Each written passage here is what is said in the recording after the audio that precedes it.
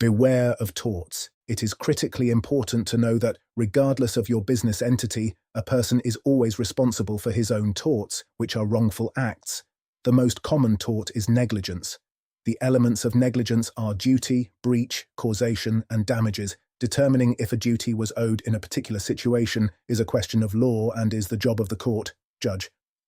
Determining if there was a breach of that duty is a question of fact that is answered by the jury. An example of being negligent would be a self-employed cab driver running a red light and injuring a pedestrian with his vehicle. Although he may have operated as a corporation or as an LLC, the driver would still be personally liable in addition to the company that he owns. Even if the driver isn't the owner of the cab company, both he and the company will generally be held liable.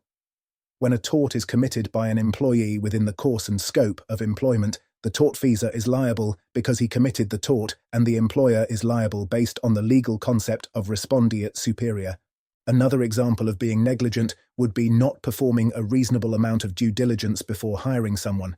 Many courts, including in Texas, have ruled that employers have a legal duty to the public and other employees to exercise ordinary care when hiring. It is also possible to negligently train, retain, and supervise someone.